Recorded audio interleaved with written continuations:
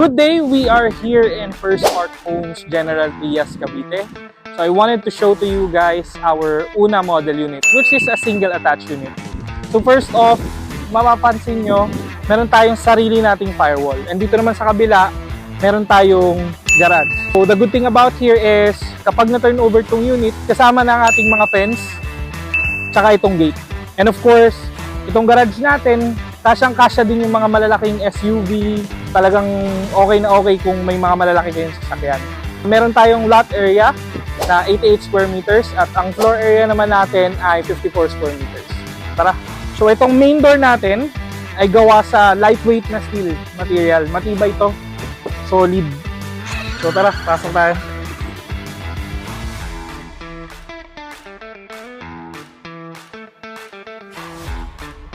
So, ayun, disclaimer lang, yung mga plants, yung pavements, and itong mga furnitures hindi kasama sa ating turnover. The good thing is, ito ay complete finish na. Itong vinyl na flooring, kasama na yan. Painted na din ang ating walls na mga white, yung mga switches, electrical, yung mga outlet natin, meron din tayong for internet and cable outlet as well. Ito naman ang ating kitchen area. So, ang pinagkaiba lang sa turnover unit is yung kitchen area natin is medyo maliit lang. Ito kasi ay personalized na kitchen area na. Yung sa left side and front side ng ating unit, naka-sliding window na tayong aluminum. Ang first toilet and bath natin. So upon turnover, meron na tayong sink, lavatory, and then shower set. So dito sa bathroom area, white itong painted walls upon turnover.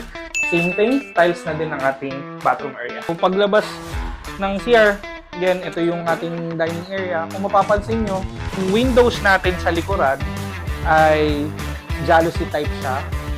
So kung ano yung pintuan pala natin sa main door na lightweight na steel, ganun na din sa service area. So pag binuksan nyo to, nasa likod pwede tayo maglagay ng ating service area for our laundry. Pwede rin naman natin i-expand. Kung gusto nyo dito ilagay yung kitchen, possible po yan sa ating expansion. Itong first few steps ng stairs natin ay concrete po yan. And then meron na din tayong included na steel railings para sa safety ng ating mga kids, sa family. So tara, dito sa ating second floor area, maluwag itong part na to, sa harap ng hagdan. So pwede kayong maglagay ng mga konting designs sa mga chandelier natin.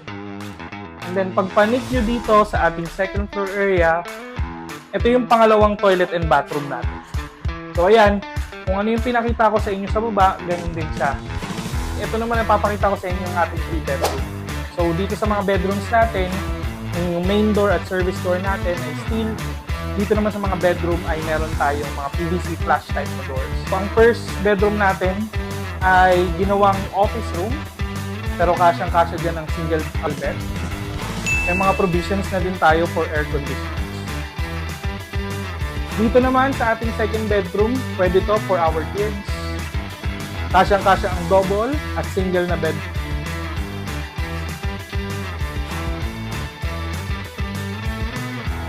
So finally, nandito na tayo sa ating master bedroom. Tara, pasukan natin ito.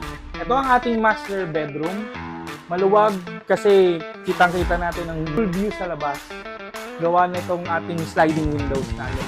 So dalawa yan, sa side and sa front. And dito sa master bedroom, kasyang-kasya na din ng ating queen size or king size na bed.